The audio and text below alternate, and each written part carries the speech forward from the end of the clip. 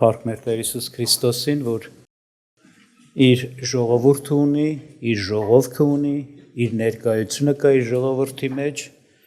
եւ հնարավորություն է տվել, որպեսզի միասին հավաքվենք, իր խոսքը լսենք եւ իր ներկայության մեջ գտնվելով իրենից շնորհք առնենք։ Մենք ուզում եմ ուշադրություն դարձնենք, ասենք ասած աշխարհի հոգեբանությանը մի հատ, այս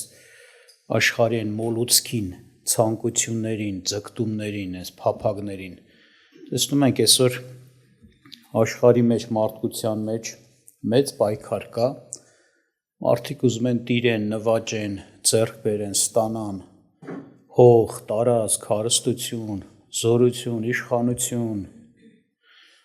պետություններ դա կլինեն, անհատներ կլինեն, կազմակերպություններ կլինեն, այդ մոլուցքի մեջ են, այդ պայքարի մեջ են, որ ասում են գոյության կռիվ։ Ուզում են իրենց հաստատեն ու դրանով կարծես թե սենց իրանց համար հիմքեր ստեղծեն, հիմնավորվելու, մնալու, կարելի ասել ինչ որտեղ սերնդեսերուն, դարեդար հաստատուն լինելու համար, այսպես։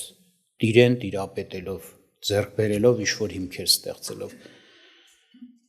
Սա տեսնում ենք ոնց որ այս անհատից սկսած մինչև այն հասարակական կառույցները, պետական կառույցները եւ պետությունները այդ դրա մեջ են։ Եվ տեսնում ենք, որ ասենք շատերը անգամ այդպիսի հաջողություններ ստացածներին, որ ձեռք են բերել, հասել են ինչ-որ բարձր բաների, երազում են դրանց նմանվեն, դրանց հետ, ասենք, դրանց նման լինեն եւ այլը, դրանց նման ձեռքբերումներ ունենան։ Եվ հարցը առաջանում, ոնց որ ասած, այդ մրցավազքի մեջ, այդ պայքարի մեջ ովքեր են ուժեղները, ովքեր իրենց դիրքը, իրենց անձը, իրենց կհաստատեն, ոնց որ ասած, ունենց հաստատուն ձևով, որ երբեք չեն շարժվի, կարծես թե տենց անընդհատ սերնդեսերունդ կգնան։ Ուժեղները, հարուստները, իշխանություն ունեցողները, իմաստունները, ումը ոնց որ ասած բաժին կլինի աշխարհը։ Միշտ մարդիկ մտածել են սրա վրա։ Տեսնես օրինակ պետությունների մեջ ովքեր են կամ ազգերի մեջ ովքեր են, որ աշխարհին կտիրեն։ Ես հիշում եմ մեր մեծերից ոմանք ասում են սրանք, ոմանք ասում են նրանք, ու տենց շատ հետաքրքիր էր ինձ համար ժամանակին այդ զրույցները։ Բայց հետաքրքիր է ինչ է ասում Սուրբ Գիրքը։ Աշխարհի մեջ տեսնում ենք, կարծես թե իրավունքի ստեղծելը, ինչ-որ մի բանի հասնելը ուժով է, զորբայությունով է, բռնությունով է, եւ կարծես թե դա հաջողության ստությունով է։ Այսօր աշխարհի մեջ են բանն է գնում, քարոզչությունն է գնում, աշխատանքը, թե ասենց թեկուզ ֆիլմերով, կյանքով եւ այլը, որ կարծես թե ստությունը ու զորբայությունը ուժը իրավունք է ստեղծում, հնարավորություններ է ստեղծում, հաջողությունների ճանապարհը։ Հենց հիմիկվա հիմնական շատ ֆիլմերը, մեդիամիջոցները, որ ստեղծում են, այդ են քարոզում, կարծես թե ուժեղ եղի, զորավոր լի, ասենց բռնի, ճնշի, նվաճի եւ այլ եւ այլ։ Այն Զիմզիմովի նման, որ ասում է մեկին դեն ես բոթում, մյուսինը այն մյուս կողմն ես բոթում ու մեծ պատառը դու ես վերցնում, ասում է ղոչաղը այնա։ Այդ հոգեբանությունն է այս աշխարհի մեջ։ Բայց տեսնում ենք հետաքրքիր է Աստծո պատասխանը, որտեղ Աստված ամեն բան գիտի։ Աստված սկիզբն է եւ վերջն է։ Ալֆան է եւ օմեղան է։ Նա գիտի ամեն բանի մասին, գիտի նաեւ վերջը ինչ է լինելու։ Ովքեր են, որ պիտի տիրեն աշխարհին։ Ումը պիտի տրվի երկիրը իր ամբողջ եղածով։ Եվ երանների մեջ կարդամ Տիրոջ պատասխանը, հիշում եք, Տերը խոսեց երանի ասեց ոմանց եւ երանելության պատճառն էլ ներկայացրեց։ Ասեց օրինակ, այսպիսի մարդիկ երանելի են, որովհետև նրա երանելության պատճառը սա է, որտեղ նրանց այս բաները կտրվի, նրանք այս բաներին կհասնեն, երանի նրանց, որ այսպիսին են, որ նրանց այս բաները կտրվի կամ նրանք կհասնեն։ Եվ 5-րդ խոսքը, Մատթեոս ավետարան 5-րդ գլխի 5-րդ խոսքը ասում է Երանի հեզերին, որ նրանք կժառանգեն երկիրը։ Այսինքն տեսնում ես ձգտումներ կան, ինչպես ասեցի, հենց երկիրը ժառանգելու, կարծես թե երկրի վրա իշխանություն, ամբողջական իշխանություն ձեռք բերելու, սա պետությունների մեջ այդ կռիվն է անում, ազդեցության ոլորտներ տեսնում ենք, միաբևեռ, բազմաբևեռ աշխարհ, sense բաներ են խոսում, բայց ասում է Երանի հեզերին, որ այդ պայքարի մեջ չեն, որտեվ հեզերը այդ պայքարը չունեն։ Հեզերը նրանք են, ովքեր ինչ են, բավարարվող են, հնազանդվող են, ենթարկվող են, լսող են։ Իհարկե հեզությունը Աստծո հետ վարմունքի մեջ է երևում, լայմացեք։ Այն մարդը, որ օրինակ շատ ժամանակ տեսել ենք մարդ, շատ սուսիկ, փուսիկ, խոնար կարծես թե նա ծառայչի ասկից, ինչ-որ բաների հետ մեզ չմտնող, չխառնվող իր համար, կարծես թե ոնց որ ասում եք իր աչքը քաշած։ Բայց որ Աստծո հետ կապված հարցեր ալնում մի հատ այնց ասած հպարտություն ես տեսնում, որ ոնց որ իր համար խոսում ես այնց անարգա թվում, Աստծո արքայություն, Քրիստոս հավատալը, իրան ես ինչ է էլի տեսնում, ես հեզություն չի։ Այսինքն Քրիստոսի հետ վարվելով, Աստծո հետ վարվելով երևում է ով է հեզը։ Ով լսում է Աստծուն, ով հլու է Աստծուն, հնազանդ է Աստծուն, Տիրոջը։ Հիսուսը իր օրինակով ասեց. ինձանից սովորեք, որ հեզ եմ եւ սրտով խոնար, այսինքն եթե ուզում եք հեզ լինեք, հասկանաք ով է հեզը, հեզության մեծ օրինակը, գլխավոր բարձր օրինակը Քրիստոսն է։ Էլի Աստծո մարդկանց շատ մարդկանց մասին ասում են նրանք հեզ մարդիկ էին։ Եվ Սուրբ Գիրքը հստակ ասում է Երանի հեզերին, այսինքն Երանի այս հոգևոր վիճակը, որակը ունեցող մարդուն։ Այդպիսիները պիտի ժառանգեն երկիրը։ Այսինքն եթե այսօր հողի կռիվա, ունեցվածքի կռիվա, երկիրը տիրապետելու կռիվա, դրանց այդ կռիվ անողներից ոչ մեկին չի մնալու։ Որովհետև կա մեկը, որ ինքն է որոշելու, ով պիտի ժառանգի։ Այն որ ասում է նրանք պիտի ժառանգեն երկիրը, նրանց ժառանգեցնող կա, դրամա էլ կժառանգեն։ Նրանց դրան հասցնող կա, դրամա էլ նրանք կհասնեն։ Թեկուզ նրանք իրանց ուժով չեն, զորությունով չեն, ինչպես մյուսները, իրանց զորբայությունով չեն, բռնությունով չեն գործում, այլ հեզ են։ Աստծուն ենթարկվող եւ այդ բաների մեջ չգնացող, բայց Աստված նրանց պիտի ժառանգեցնի երկիրը։ Իհարկե տեսնում ենք, որ այստեղ խոսում է ում մասին, արդարների մասին։ Ինչու հենց արդարները։ Լավ, ինչու է Սուրբ Գիրքը ուշադրություն դարձնում, ամեն տեղ ինչ որ երանելին, որ գրվում է, ինչ որ մի հարցին երանելիություն է տալիս Աստծո խոսքը, կոնկրետ որակի հետ կապված է խոսում։ Եթե այստեղ ասում է Երանի արդարներին, ուրեմն այստեղ արդարության հարցը կարևոր է, արդար լինելն է կարևոր։ Մեկ ուրիշ տեղ ասում է Երանի խաղաղարարներին, որ նրանք Աստծո որդի կկոչվեն։ Ուրեմն այստեղ Աստծո որդի, ոնց որ ասած, բնութագրող բանը, ներկայացնող բանը, որ երևում է, որ սրանք Աստծո որդիներ են, օրինակ իրենց ինչից երևում խաղաղություն անելուց երևում։ Խաղաղարար մարդիկ են։ Աստծո որդիները խաղաղության մարդիկ են, սիրում են խաղաղությունը։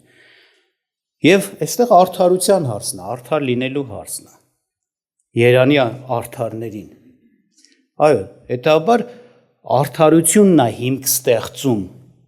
իրավունք ստեղծում, որպեսզի նրանք երկիր ժառանգեն, տիրեն, տիրապետեն, նրանց տրվի որպես ժառանգություն։ Այստեղ արդար լինել մենք գիտենք ինչ նշանակում, նշանակում է լինել իրավունքի եւ սրբության մարդ, Աստծո ճշմարտությունների մեջ վարվող մարդ։ Մենք գիտենք Սուրբ Գիրքը ասում է մեկն է արդարը, որ իր արդարությունով մնացած բոլորը կարող են արդարանալ։ Հիսուս Քրիստոսն էր, չէ՞, որ անմեղադրելի կյանքով ապրեց, Աստծո որդին, որ աշխարհ եկավ, մարդացավ եւ մեզ նման մարդ եղավ, թեկուզ հոգով Աստված, բայց նա ապրելով հաստատեց, իր կյանքով հաստատեց, որ արդար է, կատարյալ արդար է։ Սուրբ Գիրքը ասում է, արդար չկա, մեկն էլ չկա։ Այդ դեպքում ովքեր են այդ արդարները, որ պիտի երկիրը ժառանգեն։ Այս երկիրն էլ, հետո նոր երկիր էլ կա, որ պիտի Աստված այս երկիրը անցկացնի ու նոր երկիր, նոր երկինք ստեղծի, այդ էլ պիտի նրանք ժառանգեն։ Եվ ասում է, ովքեր են այդ ժառանգողները, արդարները, նրանք ովքեր, որոնց Աստված է արդարացնում հավատքիցը, Քրիստոսի խաչի վրա եղած գործի նկատմամբ եղած հավատքիցը։ Էսի հատուկ թեմա է, ասենք, չեմ ուզում ես սրա մեջ շատ խորանամ, բայց սա է, Աստված իր Որդու Հիսուս Քրիստոսին ուղարկեց եւ նա դարավ մեկը, որի վրա դրվեց մեր մեղավորությունը։ Մեր գործերի համար պատասխան տվողը ինքը դարավ։ Նա մեր մեղքերի համար զոհվեց, բայց հարություն առավ գրված է ինչ անելու համար, մեզ արդարացնելու համար, այսինքն նրա մեղավորությունը, մեր մեղավորությունը նրան համարվեց, իսկ նրան հավատացողների կյանքում Քրիստոսի արդարությունը հենց այդ հավատացողներին է համարվում։ Ինչպիսին Քրիստոսը որպես արդար, այնպեսին էլ նրան հավատացողներին համարվեց։ Այսինքն սա նվեր է, շնորհք է, Քրիստոսի արդարությունը մեզ տրվեց, ումը նրանք ովքեր հավատացին։ Բայց հիմա նորից դառնամ սրան, որ ասում է, ինչու հատկը պետք է հենց արդարները ժառանգեն, որտեղ արդարությունը դա իրավունք է, դա ճշմարտություն է, դա ասենք ասած մեղքը բացառված, մերժված վիճակ է։ Եվ տեսնում ենք, որ Սուրբ Գիրքը հստակ սա է ներկայացնում, որ մեղքը, անիրավությունը, որտեղ մեղք կա, անիրավություն կա, չարություն կա, ստություն կա, դա չի կարող մնալ Աստծո առաջին, դա դատապարտված է, մերժված է, դա հաստատություն չի կարող լինել։ Այնտեղ որտեղ մեղք մտավ, անիրավություն եղավ, այնտեղ, այսինքն այս եղավ, մեղքի հետևանք ինչն է, մահը։ Այսինքն դա ինչ է նշանակում, որ մի բան պետք է սրտով վերջանա, կործանվի, փչանա, ապականվի, մահը դա է։ Իսկ արդարության պտուղը ինչն է, կյանքն է։ Որտեղ արդարություն, այնտեղ հավիտենություն, որտեղ արդարություն, այնտեղ շարունակականություն, որտեղ արդարություն, այնտեղ բարգավաճում, այնտեղ կյանք, որտեղ մեղք, այնտեղ նշանակում է վարձք նրա, այսինքն թողած հետևանք, ինչ, մահ, այդ նշանակում է ավերում, կործանում, փչացում, ապականություն, վերացում, այս է նշանակում։ Դրա համար, եթե պիտի ժառանգեն հավիտյան այս երկիրը, հետագա նաև նոր երկիրը, ապա արդարները պիտի ժառանգեն։ Մեղքի հետ հաղորդ չլնողները, մեղքը մերժած մարդիկ, Քրիստոսի արդարությունը ստացածները։ Եվ Սուրբ Գիրքը տարբեր տեղերում հենց նույն բնույթի նորից խոսքեր ասում։ Օրինակ, եթե հիշեցնեմ առաջի Հովհաննու 2-րդ գլուխը, 17-րդ խոսքը, ինչև է այսպիսի բան ասում Տերը։ Մի սիրեք աշխարհը եւ ինչ որ աշխարհի մեջ կա։ Որտեւ ներկայացնում է, որտեւ հորիցը չէ այդ սերը, աշխարհիսն է, Աստծուց չէ այդ սերը։ Աշխարհի միջինը Աստծուն սիրելի չի եւ էդ էլ Աստծուց չի։ Եվ ինչ ասում, որտեւ աշխարհի միջինը մարմնի ցանկությունն է, աշկի ցանկությունն է եւ այս կյանքի ամբարտավանությունն է։ Համեմատվել, բանանել, ամբարտավանալ։ Եվ ասում է, աշխարհն էլ կանցնի, նրա ցանկություններն էլ, բայց Աստծո կամքը անողը կմնա հավիտյան։ Շատություն դարձրեք, պատական չէ, որ ասում է, աշխարհը կանցնի իր ցանկությունները, որտեվ ասում է, ինչ կա այդ աշխարհի մեջ։ Եթե միտեղ ամբարտավանություն է, մեղք կա, հպարտություն է, չարություն է, չի կարող մեղքով եղած մի բան հաստատված կամ մեղքով ապականված որևէ մի բան մնա հավիտյան։ Դες բան գոյություն չունի, ասում ենք, մեղքը բերում է մի բան, հետևանքը պետք է ավիրվի։ Աստված ինքը, գիտեք, արդար Աստված է, Աստված ինքը սուրբ Աստված է, նրա մոտ մերժված է, զզվելի է եւ ատելի է մեղքը եւ նրա ծրագրերի համեմատ պետք է մեղքը վերանա։ Մեղքի հետ կապված ամեն ինչ պիտի մերժվի եւ Աստծո ներկայությունից վռնդվի։ Եվ Աստված պիտի հաստատի հավիտյան արդարությունն ու իրավունքը։ Հիսուսը սրա համար եկա, որ ասում է նա իրավունքը պիտի բարձրացնի մարդկության համար։ Եվ նրան սպասողներ կան, որ նա անի այդ գործը եւ նրա գործով շատերը իրավունք ստանան հավիտյան մնալու, ոչ թե հավիտյան ապականության գնալու, մեղքի թողած հետևանք, հավիտյան փչացման ու կորուստի տանջանքի, այլ հավիտյան կյանքի փրկության։ Եվ ասում է աշխարհը պիտի անցնի անպայման, բայց դրա հակադիր ասում է, բայց Աստծո կամքը կատարողները կմնան հավիտյան։ Ով մարդ ուզում ես հավիտյան լինես, ուզում ես քեզ երկիրը ժառանգություն տրվի, նոր երկիրը ժառանգություն տրվի, երկնքի արքայության մեջ դու լինես ու հավիտյան լինես, ապրես, ծաղկես, ասենց ասած, փտտես, ավելանաս, զորանաս, չպակասես երբեք, չվերջանաս երբեք, որտեղ արդարությունն ու իրավունքը այդ հիմքերն են գցում քեզ համար։ Ուրեմն Աստծո կամքը պահի։ Աստծո կամքը սա է առաջերտին, Հիսուս Քրիստոսին իր որդուն ընդունելու հարցն է, հավատալու եւ ընդունելու հարցն է։ Եվ դրա համատել նաեւ որպես արդար հռչակված մարդ արդարության խոսքը պահես, իրավունք ու ճշմարտություն պահես, մեղքից հեռու մնաս։ Այդպես է ասում օրինակի համար Առաջի Պետրոս 3-րդ գլուխը նաեւ 8-12 խոսքեր ասում է. Եվ վերջապես ամենդ համամիտ, կարեկից, եղբայրասեր, բարեսեր, քաղցրաբարո եղեք, չարի փոխարեն չար չհատուցեք, կամ բամփասանքի փոխարեն բամփասակ, այլ ընդհակառակը, օրհնեցեք, գիտենելով, որ սրա մեջ կանչվեցաք, որ օրհնությունը ժառանգեք։ Տերը խոսում է, որ բարի եղեք, ճիշտ լավ վարվեք, թեկուզ չարություն են անում, բամփասում են, բայց դուք հանկարծ տենց չհատուցեք նրանց, որտեղ դուք կանչված եք, դուք ձեր կոչումը Աստված որ ձեր կանչել է ոչ թե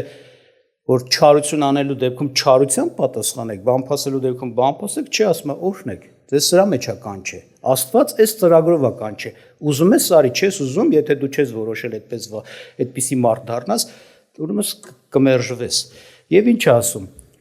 որովհետև որ օրհնեցեք, որ օրհնությունը ժառանգեք, այսինքն ով օրհնում է ինքն է օրհնություն ժառանգում։ Ինչ չափով չափում ես, այդ չափով քեզ չափում է, բայց շարունակությունը Որտեղ ով որ ամեն մեկ կյանքը սիրեր, լավ օրեր տեսներ, թողի լեզուն չարությունից լուր պահի, շրթունքները որ նենգություն չխոսեն, չարից ետ քաշվի եւ բարի անի խաղաղություն որոնե եւ նրա ետևից գնա։ Որտեղ Տիրոջ աշկերը արդարների վրա են, նրա ակաժները դեպի նրանց աղոթքը։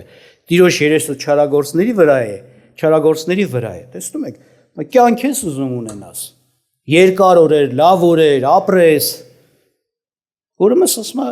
ինչ արա Մերժի անիրավությունն ու մեղքը։ Անիրավությունն ու մեղքերը հիմքեր են ստեղծում, որպեսզի մարդը հավիտյան կորչի ու ապականության մատնվի։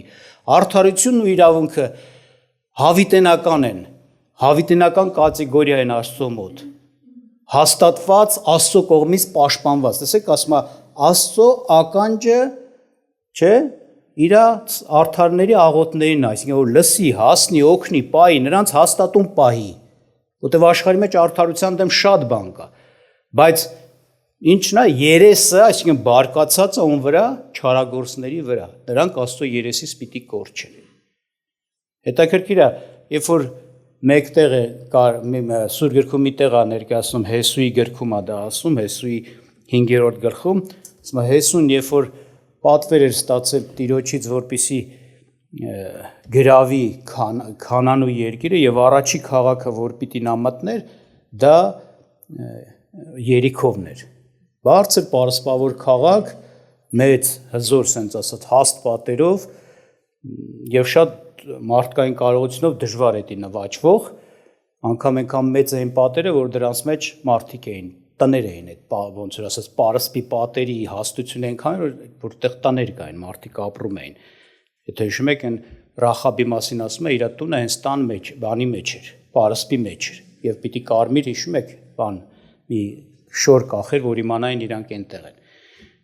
Բայց ինչ կատարվեց, երբ որ ինքը տեսավ մեկին, երբ որ շրջում էր Երիքոյի մոտ, եւ որ սպառազինյալ մի մարդու, եւ հարցեց, ով ես, մեզանից ես, թե թշնամիներից։ Ասեց ոչ, ես Աստծո զորավորն եմ։ Այսինքն էս էր Տերը, թե ոնց որ արդարության Աստծո կողմից մեկն էր եւ ոչ ոնց որ ասած հեսու քո կողմից կամ քո թշնամիներից։ Հեսու դու ունես արդարության մեջ քո կողմից եմ, Դու դեմ լնես արդարությանը, քո դեմ եմ։ Այդպես էր։ Այսինքն Աստված արդարության կողմն է, Աստծո մոտ արդարությունը իրավունքը պիտի մնան հավիտյան, որտեղ պաշտպանը հավիտյան անողը ինքն է նաև։ Ինձ ինքը արդարության իրավունքի հիմքերի վրա է։ Եվ Հեսուն գնաց գրավեց այդ մեծ քաղաքը հրաշքով, չեմ պատմում ինչպես, ուղղակի փլվեցին պարիսպները իրանց առջև։ Հետո գնացին մի փոքր քաղաքի վրա, Գայի էր կոչվում, շատ ավելի փոքր, շատ ավելի հեշտ նվաճվող։ Եվ գնացին պարտված հետ եկան։ Ինչու՞։ Որտեղ մեղ կար իրանց մեջ։ Երբ որ Հեսուն ընկավ Տիրոջ առաջին, ասաց. «Էս ինչ եղավ, էս խի սենց եղավ, Տեր Աստված»։ Ասաց. «Ձեր մեջ անես կա, մեղ կա, չարություն կա։ Ու դու չեք կարող ձեր թշնամիների առաջին կանգնել»։ Այսինքն, երբ որ դու արդարության մեջ ես, Աստված է քեզ հետ։ Ու դու կարաս քո թշնամիների դեմ կանգնես։ Ու քո թշնամիները քո դեմ չեն կարողանալու կանգնել։ Ինչքան էլ հաստ պարսպավոր քաղաքներ քո դեմ բարձրացնեն, դու հաղթող ես, որտեղ Աստված քո հետ է։ Որտեղ արդարության մեջ ես, Աստված էլ արդարության համեմատ տայով քեզ պիտի զորացնի, օրհնի եւ արդարությանը հաղթության պիտի հասցնի արդարությունը։ Ցույց տա ինձ, բացահայտի արդարության անպարտելի լինելը։ Բայց երբ որ մեղքի մեջ ես, նույն Աստված քո դեմ է։ Տեղ կար հենց այդպիսի խորհուրդ տվեց մի չար Աստծուն հավատացող մարդ էր, երևելի հայտնի մարդ, հիշում եք Բաղամը։ Մի թագավորի Բաղակի խորհուրդ տվեց, ասես գնան հենց արա, որ այս ժողովուրդը սկսի Աստծո առաջին չարություն գործեն, ժամանակ Աստված իրանց հետ չի լինի։ Այն Աստված, որ իրանց հետ է ու դու վախենում ես իրանցից, այն Աստված նույն Աստված իրանց հարվածել է, ու տենց էլ եղավ։ Ուրեմն կամ մեկ ուրիշ տեղ, երբ որ կարդում ենք երկրորդ Կորինթացիս 13:8-ը, հետաքրքիր է առաքյալը ասում Պողոս ասում է, որտեղ ոչ մեկ չի կարող ճշմարտության դեմ, այլ ճշմարտության համար։ Շուտություն դա ասում եք ճշմարտությունը, ես ասած ասած ինչպես է ներկայացնում։ Ինչ էլ անեն չեն կարող ճշմարտության դեմ։ Չեն կարող արդարության դեմ։ Արդարությունը, ճշմարտությունը Աստծո պարտություն չունի։ Այլ ինչ ճշմարտության համար, այսինքն անգամ անողները նպաստել են, որ ճշմարտությունը, արդարությունը բարձրանա, Աստված փառավորվի։ Տեղ կա Սուրբ գրքում ասում է նեղություններ, դժվարություններ ա թողելու Աստված մեր կյանքում։ Անգամ խիստ շատ, բայց ասում է Աստծուն սիրողների համար դրանք ինչ են լինելու, ամեն բան բարին գործակից են լինելու, այսինքն դրանք նպաստելու են, որ Աստծուն սիրողները այն ավելի հաջողության հասնեն, ոչ թե տկարանան, ոչ թե ընկնեն, ոչ թե կործանվեն ու պարտվեն այդ նեղություններից դժվարությունից, այլ ավելի հաջողության հասնեն, բարին գործակից է լինելու, ազդելու է, նպաստելու է, որ այլ ավելի բարին զորանա այդ Աստծուն սիրողների արդարների կյանքում։ Իրոք անհաղթահարելի է Աստծո պատճառով հենց իրավունքն ու արդարության հարցը։ Հենց սրա համար էլ հավիտյան կմնան նրանք եւ երկիրը կժառանգեն նրանք, ում կողմն է Աստված, ով արդար է նաեւ։ Գայլ ասել։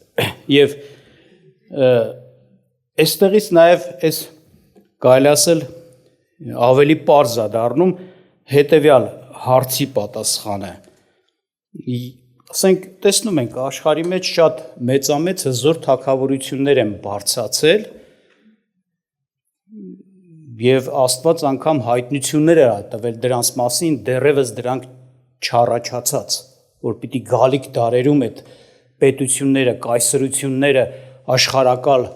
աշխարհին տիրող պետությունները առաջանային, Տերը նախորդ գիտեր ու հայտնել էր։ Օրինակ Դանիելի մարգարեության մեջ կարդում ենք քանի անգամներ Աստված թե այդ ժամանակվա հզոր թագավորներից ամենահզոր թագավորն էր կարելի ասել Նաբուգոդոնոսորին հայտնություն տվեց, որ թե ինչ է լինելու, ինչ թագավորություններ են նրանից հետո առաջանալու աշխարհակալ, որ տիրելու են աշխարհին, թե Դանիելին տվեց, հայտնեց, բայց այդ բոլոր հայտնությունների վերջում միշտ է ասում։ Չնայած շատ հզոր է ներկայացում այդ աշխարհակալ թագավորություններին, որ պիտի առաջանան աշխարհին, պիտի տիրեն, բայց վերջ-վերջը ասում են նրանք պետք է վերանան գնան, ինչքան էլ հզոր մնալն են։ Պիտի վերանան։ Վերջում ասում են մի թագավորություն է բարձրանալու, որը Աստծո որդու Աստծո սուրբերի, արդարների թագավորությունը պիտի լինի։ Ասում ամեն թագավորությունների փառքը իր սուրբերին տրվեց, Քրիստոսին տրվեց։ Եվ ասում այդ թագավորությունը մնալու է հավիտյան։ Այդ թագավորությունը երբեք չի քանդվելու, այդ թագավորությունը երբեք չի վերանալու, փոխանցվելու կամ որևէ մի կերպ, այլ Քրիստոսը թագավորելու է եւ իր սուրբերի հետ եւ այդ թագավորությունը մնալու է հավիտյան։ Իմ մոտ այդ հարցը միշտ առաջացել է։ Լավ, խի պիտի այդ հզոր թագավորությունները անպայման կործանվեն վերջ-վերջը, բայց Հիսուսի թագավորությունը կամ Աստծո թագավորությունը մնա։ Ժամանակի մեջ, որ ես նոր եկեմ եղել, մտածել եմ։ Աստված, ասենք, որոշ է դրա համար, թե նաև ասենց ասած մի հատ իրավական պատճառով հիմք կա, որովհետև այդ պատճառով այո պետք է մնա։ Եվ հետաքրքիր է, երբ որ Տիրոջ թագավորության մասին Եբրայեցիս թղթում ներկայացնում է առաքյալը, ներկայացնում է, որ հենց այդպես էլ ներկայացնում է։ Իհարկե շատ տեղեր է ներկայացնում, որ Սուրբ Գրքում, որ եւ Քրիստոսի թագավորությանը ինչ վերջ չի լինի։ Երբեք չի լինի այդ վերջ։ Մնացած թագավորությունները ինչքան էլ հզոր են կործանվում են վերջ-վերջո, բայց Տիրոջ թագավորությունը վերջ չի լինելու։ Այստեղ էլ է այդպես ներկայացնում, բայց այստեղ հետաքրքիր մի բան կա։ Այստեղ ներկայացվում է նաեւ պատճառը, հի պիտի վերջ չլինի այդ թագավորությանը։ Նայեք, ասում է Եբրայեցիս առաջի գլուխ 8-րդ խոսքից։ Բայց որդուն ասում է. քո աթոռը ով Աստված մինչև հավիտյանս հավիտենից է։ Տենում եք, քո աթոռը ով Աստված։ Լավ, շարունակեմ։ Քո թագավորության գավազանը ուղիղ գավազան է։ Նա խոսում է, որ քո աթոռը, քո թագավորության գավազանը, քո թագավորությունը, այսինքն խոսում է որդու մասին, Աստված Քրիստոսի, եւ վկայություն է տալիս։ Հիսուսի թագավորությունը հավիտյանս հավիտենից է, այսինքն անսպար, անվերջ, չխորտակվող, չկործանվող, չվերջացող։ Եվ ներկայացնում է հիմքը ինչու պիտի այդպես լինի, այսինքն իրավացի եւ արդարացի է, ճշմարիտ է, որ այդպես պիտի լինի, ոչ թե որտեվ իր որդին է, կոպիտ ասած ծանոթ բարեկամի հարցը եւ պիտի բնական է իր որդու թագավորությունը հավիտյան լինի, չէ։ Աստված գիտեք, Սուրբ Գիրքը մեզ էլ ասում է, եթե հայր եք կոչում նրան, որ առանց աչառության ինչ դատաստան է անում, ուրեմն ձեր պանդխտության օրերը ահով դողով գործեցեք, այսինքն հայր եք կոչում մեկին, Աստված Աստծուն ասում եք հայր, որը ասում է աչառություն, ջոկողություն չունի, որդի է լինես, եթե մեղավոր լինես, պիտի պատժվես, որտեղ մեղքը նրա մոտ պատժված է, դատապարտված է, չի մնալու։ Դրա համար ասում ահով դողով վախեցեք, ոչ թե արխային, դե Աստծո որդի եմ, ինչ ուզենամ անեմ, դե իմ հերս է, ոչինչ չէ, չէ, այդպես չի, լավ էլ կանի, կդատի։ Հիմա այստեղ ինչ է ասում, նորից մի հատ կարդամ, բայց որդուն ասում է, քո աթոռը ով Աստված մինչև հավիտյանս հավիտենից է, քո թագավորության գավազանը ուղիղ գավազան է, սիրեցիր արդարությունը եւ ատեցիր անօրենությունը, սրա համար օծես քեզ ով Աստված, քո Աստված ուրախության յուղով, քան թե քո ընկերներին, ավելին քան թե քո ընկերներին։ Տեսեք, ասում է, ինչու է քո գավազանը, թագավորությունը հավիտյանս հավիտենից, ասում է, որտեվ ուղիղ գավազան է դա։ Նույն բանը ուրիշ ձևով է ասում, որովհետև արդարությունը սիրեցիր եւ անօրենությունը ինչ արեցիր, ատեցիր։ Կատարյալ արդարության մեջ գնացող, կատարյալ նրա գավազանը, այսինքն թագավորելու գավազանը, իշխելու գավազանը, նրա իշխանությունը կատարյալ արդարությամբ ու ճշմարտությամբ է, ուղղությամբ է, այնտեղ սխալ չես գտնի, այդ թագավորության իր դրած կարգերի, կանոնների, դատաստանների, պահանջների, պատվիրանների, գործերի մեջ ամեն ինչ ճիշտ է, իրավացի է եւ արդար է, ամեն ինչ ուղիղ է։ Դե որ ուղիղ է, նա պետք է չքանդվի վերջ։ Երբ որ մի օր հանկարծ այդ թագավորը մեղ գործեց, այդ թագավորությունը պիտի քանդվի, ենթարկվելու է քանդվելու, բայց այդ թագավորը երբեք մեղ չի գործելու։ Թագավորը, թագավորության մեջ մարդիկ կնեն, գուցե մեղ կգործեն։ Ինչպես հենց հիմա Քրիստոսի թագավորությունը սկսած է, լավ իմացեք։ Հիմա Քրիստոսը թագավոր է։ Երկին գնաց, Աստծո աջում նստեց եւ ամեն իշխան պիտի նրա ինչ ոտքերի տակ դրվի։ Բայց թագավորության մեջ տեսնում ենք շատ չարություններ, անիրավություններ անողներ կան, բայց թագավորը չար ու անիրավ երբեք չի։ Չարություն անողների հետ էլ իրեն իրավունքով ճիշտ պահում, արդարների հետ էլ իրեն ճիշտ իրավունքով պահում ու իր թագավորություն իշխանությունը գործադրում։ Չի բռնանա, երբեք իր իշխանության շատանալը, զորանալը պատճառ չի դառնա, որ ինքը, ասենց ասած, անիրավության որևէ բան իրականացնի, չէ, իր թշնամիների հետ էլ, իր ընտրողների հետ էլ նա վարվում է ճշմարտությամբ, արդարությամբ։ Հենց սրա համար ասում է, քանի որ դու սիրեցիր կատարելության մասն է խոսքը, արդարությունը եւ ատեցիր անիրավությունը, ասում է, հենց սրա համար քեզ օծեց քո Աստվածը ուրախության յուղով ավելին քան քո ընկերներին։ Ուշադրություն դարձնում եք, օծության մասն է խոսքը, թագավորության օծության մասն է խոսքը։ Օծել որպես, այստեղ խոսում է կոնտեքստից պիտի նայենք։ Օծվեց որպես ինչ, թագավոր։ Հիշում եք, չէ՞, առաջներում թագավորներին, թեկուզ Աստծո թագավորները եղել են, Դավիթ, ուրիշներին, որ Աստված է ընտրել, Սավուղ։ Նրանց Աստված ուղարկում էր մարգարեին, եթե հիշում եք, նրանց գլխին ինչ էր անում, յուղ էր լցվում օծությանը։ Ի նշան, որ Աստված այս մարդուն հաստատել է, դրել է, որ թագավորի։ Բայց այդ թեկուզ Աստծո թագավորներ էին, շատերը շատ հաճելի էին Տիրոջ առաջին, բայց էլի ինչ են անում, ինչ որ հարցում սխալվում էին, մեղք էին գործում։ Բայց Հիսուսի համար ասում է, քեզ էլ օծեց Աստված։ Ասում է, քո օծությունը ավելին եղավ, քան քո ինչ ընկերներին, այսինքն շատերին Աստված օծեց, բայց Հիսուսի օծությունը մի այնպիսի օծություն է, այսինքն նրա թագավորությունը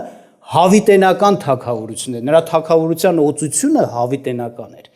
Բայց պատճառն ասում է, որտեղ ասում է սրա համար ինչ էր, սիրեցիր արդարությունը, ատեցիր անիրավությունը, սրա համար քեզ այտենց օծես, տարբերություն եղավ քո օծությունը մնացած քո ընկերներին եղած օծությունից, Դավիթին օծելուց, Սավուղին օծելուց մնացածներին, որ Աստծո ձեռով էին օծում, այսինքն Աստծո հրամանով էին նրանց գլխին լցվում յուղը եւ նրանք կարգվում էին թագավոր։ Դրա համար Հիսուսը միակն է, որ կատարյալ է, ուղիղ է իր գավազանը եւ իր ուղիղ գավազանը, այսինքն իշխանության ուղիղ լինելու համար, թագավորելու ուղիղ ճշմարիտ լինելու պատճառով հավիտյան պիտի մնա։ Նա ճշմարտությամբ թագավորող եւ ճշմարտությունը վկայող թագավոր է։ Պիղատոս ասաց. «Ո՞վ ես դու»։ Ճիշտ է ասես, որ թագավոր ես, ասաց. «Հա»։ Բայց իմ թագավորությունը երկնքից է, Աստծուց է։ Եվ ես եկել եմ ճշմարտության համար վկայեմ, այսինքն ճշմարտության թագավորն եմ ես։ Սովորական ուժով, զորբայությունով նրան կոտորելով, ինչ որ դիր գրավելով այդ թագավորը չեմ, ճշմարտության թագավորն եմ։ Ուրեմն սա է, այո, տենում ենք Քրիստոսի թագավորության հավիտյան լինելու պատճառը հենց սա է նաև։ Իրավունքով ու արդարությունով այդ ուղիղ գավազանը։ Իսկն սա է անհաղթահարելի է արդարությունը, ճշմարտությունը, չի անցնելու, հավիտյան մնալու է, եւ ովքեր որ այդ արդարության իրավունքը կընտրեն եւ դրա մեջ կլինեն, նրանք էլ հավիտյան կմնան, իսկ ովքեր ոչ, հավիտյան ապականության ու կործանման պիտի մատնվեն, որտեվ մեղքի վարձքը մահն է։ Մահ նշանակում է ոչնչացում, չեմ ասում գոյության ոչնչացում, չէ, թագավորությունը պիտի ոչնչանա։ Մարդը, պարտը պիտի, ասենց ասած, ապականության մատնվի հավիտենական տանջանքի եւ այլն։ Ուրեմն Տերը թող օրհնի մեզ, որ մենք գնահատենք։ Չնայենք այս աշխարհի մեջ զորբաները, ուժեղները, ասենց չգիտեմ ովքեր, ինչ որ բաների հաջողության հասան։ Տիրոջ խոսքը ասում է՝ մի նրանց վրա բան արա, նախանձի նրանց այդ հաջողությանը։ Ասում է նրանց փառքը նմանա ծաղկի փառքի, խոտի ծաղկի, խոտը իր գեղեցկությունը ծաղկի մեջ է։ Խոտը ծաղկեց, հետո ասում արևը տվեց, խորշակահար եղավ, ծաղիկը թառամեց, ոչնչացավ ու չկա։ Բայց Տիրոջ խոսքը պահողը կմնա հավիտյան, կապրի հավիտյան։ Դրա համար փառք ասում, Աստված մի հատ ողորմություն արել, Քրիստոսի խաչի գործով մեզ արդարացնում է, այսինքն մեզ հռչակում է կատարելապես անմեղադրելի մարդիկ, անմեղներ, երբ որ դատարանում մեկին արդարացնում են, ասում են նա այս մեղքը չի գործե, նա դրա համար պատասխան պիտի չտա։ Քրիստոսով այս բանը Աստված անում է մեզ, որպեսզի մեր կյանքի հիմքը այնպիսի հիմքերի վրա լինի, որ մենք հավիտյան անշարժ լինենք։ Եվ հետ մի հատված համար կարդամ եւ աղոթք անենք, պիտի կարդամ ձեզ համար Եբրայեցիս 12-րդ գլխից, նորից Տիրոջ թագավորությունը հետաքրքիր է անվանում, ասում է անշարժ թագավորություն, անշարժ, չշարժվող, իսկ նրա հիմքերը շատ պինդ են, ոչինչ չի կարող շարժել, բայց գիտեք, չէ՞, Տիրոջ թագավորության հիմքերը որոնք են։ Իրավունքի արդարությունն է նրա թագավորության հիմքերը, այդպես է ասում Սուրբ Գիրքը, նրա աթոռի հիմքերը, այսինքն իշխելու, թագավորելու հիմքերը, Սուրբ Գիրքն է ասում։ Դրա համար էլ անշարժ է։ Ինչ է ասում։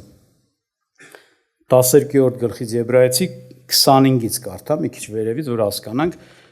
զգուշացնում եմ մեզ, զգուշ կացեք, որ չմերժեք նրան, որ խոսեց, որովհետև չկարողացան պրծնել, եթե չկարողացան պրծնել երկրից վրա պատգամ տվողին մերժողները, որքան ապա մենք, եթե երկնքից խոսողին մերժենք։ Հիշեք, Աստված սկզբից խոսեց, օրինակ, մարդկանց միջոցով, մարգարեներով, Մովսեսով, բայց վերջում ասում է մեր հետ ումով խոսեց։ Իր որդով, Հիսուս Քրիստոսով, այսինքն Աստված անձամբ մարդացավ, եկավ աշխարհ, խոսեց։ Ասում է, եթե մարդկանց ձեռով խոսվածները, մերժվողները պատժվեցին, դատվեցին, բա որ Աստված անձամբ է եկել խոսե, ո՞նց կարող է անպատիժ մնանք։ Հաստատ պետք է պատժվեն, զգուշ եղեք, ասում է, խոսողին չմերժեք, որի ձայնը այն ժամանակ երկիրը շարժեք եւ հիմա խոստացավ եւ ասում է, որ մյուս անգամ եւս կշարժեմ ոչ միայն երկիրը, բայց երկինքն էլ։ Մի փոքր պարզեցնեմ ինչ նշանակում, որի ձայնը այն ժամանակ երկիրը շարժեց։ Հիշում եք, երբ որ Մովսեսին կանչեց, որպիսի օրենքը տա, չէ՞, այդ ասում է, այդ շարժեր, երկրաշարժեր, ուժեղ սարը շարժում էր, կայծակեր, փայլատակում էր, այնքան սարսափելի էր, ասում է, ժողովուրդը վախեցավ, ասեց Մովսես, դու գնա խոսա, մենք վախենում ենք։ Շարժեց, այդ էր ասում, երկիրը շարժվեց, բայց ինչ է ասում հիմա։ Մյուս անգամ եւս կշարժեմ, այսինքն մի անգամ էլ է որոշի Աստված շարժի։ Ոչ միայն երկիրը, բայց երկինքն էր, այս անգամ շարժվելու է երկիրն էլ, երկինքն էլ։ Շարժելու է, թափա տալու Աստված, փոխելու է։ Բայց այն մյուս անգամը ցույց է տալիս, որ շարժվող բաները իբրև եղածներ պիտի փոխվեն, որ հաստատ մնան չշարժվողները։ Այդ շարժվելից պետք է ինչ որ հաստատ չի, իսկ հաստատությունը իրավունքի արդարության հետ է կապվում։ Դրանք պետք է վերանան, շարժվեն, փոխվեն, իսկ ինչ որ հաստատ է, դրանք պետք է ինչ որ անշարժ է, պետք է անշարժ մնան, ինչքան մեր շարժս մեկ է, ինքը հաստատ է։ Եվ շարունակության մեջ ասում է, ուստի անշարժ թագավորություն ընդունած լինելով, պին բռնենք այն շնորհքը, որով պաշտում եք հաճությամբ Աստծուն, ավ ու երկյուղացությամբ, որովհետև մեր Աստված փչացնող կրակ է։ Ուստի անշարժ թագավորություն ընդունած լինելով, այսինքն դուք որ Քրիստոսի թագավորությունը ընդունել եք, որ Հիսուսը թագավորի ձեր կյանքում, դա անշարժ թագավորություն է։ Այսինքն հավիտյան դուք ապրելու եք այդ թագավորության մեջ, որտեղ այդ թագավորությունը անցնող չի։ Բայց ես ասում, վախեցեք, զգուշ եղեք։ Չեն թե դնեք, սկսեք չարություն անեք, որտեղ ինչ ասում,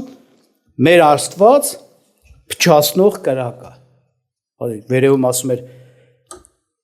պին բռնեք այդ շնորհքը, որով պաշտում եք հաճությամբ Աստծուն, ահով ու երկյուղացությամբ։ Մնացեք այդ հաստատության մեջ, մնացեք իրավունքի արդարության մեջ, մնացեք Աստծուն ազանդվելու մեջ, չէ, զրկվելու եք, այն որ շարժվեց, դուք էլ հետները կշարժվեք ու կկորչեք։ Իսկ եթե մնաք, հաստատ կմնաք, այդ թագավորի Հիսուսը ձեր կյանքում կթագավորի, Հիսուսի թագավորությունում էլ դուք հավիտենական կլինեք, կմնաք։ Տերը օրհնի մեզ, որ մենք անշարժ թագավորությունը բռնենք։ Երանի հեզերին, որ նրանք երկիրը կժառանգեն։ Այսպես է։ Տերը օրհնի մեզ։ Աղոթք անենք։